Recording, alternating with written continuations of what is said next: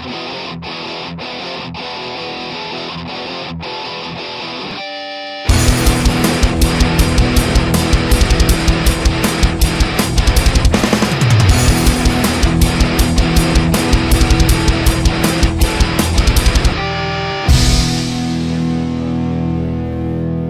y'all, it's Heel Heat time. Hi everybody and welcome to Heel Heat. My name is George Coles and this is our Ring of Honor show for the week.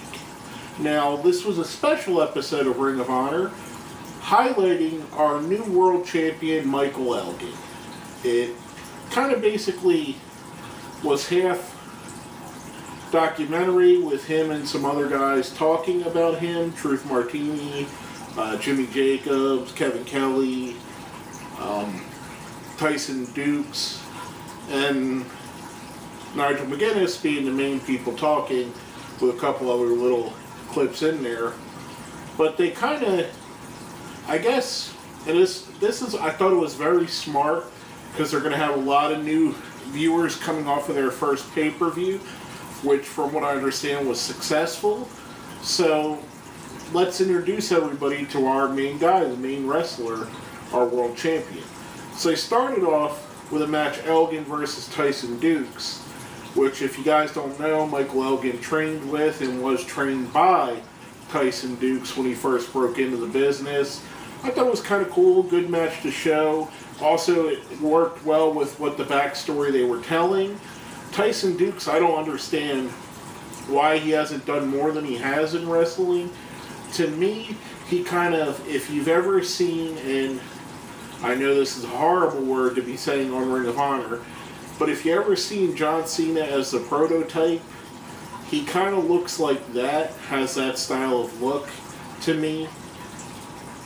And he has a charisma, and I just don't understand why he's never caught on with a place like Ring of Honor or Pro Wrestling Guerrilla or anywhere else. I've seen him at spots, but never a long stay. Good match, Elgin picks up the win.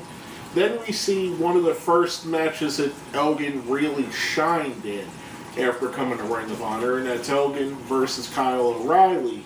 Both of the guys were rather new to Ring of Honor, or at least new to being permanent members on the roster at Ring of Honor. Put on an excellent show. Two great wrestlers at the time that it was recorded were the future of Ring of Honor. Both have become very successful. Elgin, the world champion. O'Reilly, multiple-time tag champions with Bobby Fish at his side as Red Dragon. At the time it was done, they were two of the top young wrestlers coming in. Them and also Adam Cole were kind of the three that came in right around the same time and made an instant impact. So it was a good match to show where basically his Ring of Honor career started building. They showed a couple clips of other matches, specifically a little bit from him versus Davey at Showdown in the Sun, where it cemented that Michael Elgin belongs in the main event picture. Elgin picks up the win over O'Reilly, moves us into our third and final match, and I thought that this was another genius move for the newer viewers of Ring of Honor that have came after the pay-per-view. Sorry. They showed a match, Michael Elgin versus Rhino.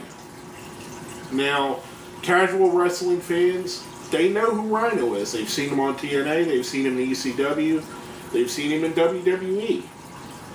Rhino's a well-known commodity, so if you got a newer fan that's just getting into Ring of Honor, and like I said, I would be willing to say that people have came to this after the pay-per-view.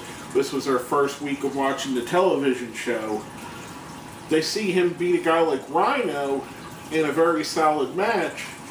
It instantly gives credibility to his character. I thought Ring of Honor, with the matches they chose, was very intelligent. They highlighted his early career. They highlighted him and O'Reilly, two of their mainstays and two of their top talents. And they highlighted him versus Rhino, a guy that everybody should know, and him beating Rhino gives you all instant credibility, in my mind, at least to the casual fan. Kind of like what they were doing with Matt Hardy.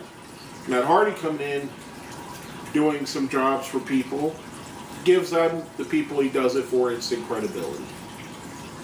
But really a good show, a good way to introduce the new fans to Michael Elgin, to remind us older fans how good Michael Elgin really is in case we forgot for some reason. But a good show. I enjoyed it thoroughly. I'm going to go rating the ratings for it because, like I said, not much, 3 Michael Elgin matches and a little bit of an explanation of his career up to this point. So I'm going to go rating the ratings. We have a 1 to 5 scale, 1 being the worst, 5 being the best. I'm giving the show a 5 all the way. Thoroughly enjoyed it, even though it's 3 matches I've seen before. I thought it was great. I thought the documentary part was there enough that it kept you interested in what was going on without being too overly talky, if you know what I mean. It didn't take 40 minutes of documentary and 20 minutes of wrestling. It was about 30-30 or whatever it breaks down to with the commercials. But basically, great show. Great way to explain your world champion to all the new viewers you're gaining. I give it 2 thumbs up, a 5 all the way. I enjoyed every moment of it. Now, before I get off of the air on this, and I know he'll probably never ever see this. As this is being recorded, it's being recorded on June the 30th, 2014. That is a significant date because it is the 70th birthday of what I consider one of the greatest wrestlers, most influential wrestlers in the history of the business. And that is Terry Funk. Happy birthday, Funker. May you have 70 more and keep wrestling all 70 of them. You laid the groundwork for a lot of what ECW would become, what hardcore wrestling would become. You were a hell of a trainer. Any style of wrestling they put you in, you could do. You had some of the greatest charisma I've ever seen. One of my absolute favorites, an absolute hero of mine, Terry Funk. Happy birthday.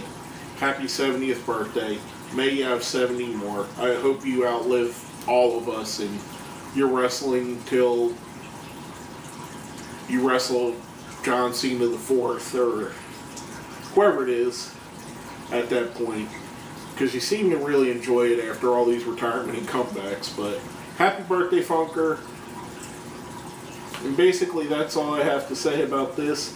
My name is George Coles, and this has been another episode of Heel Heat.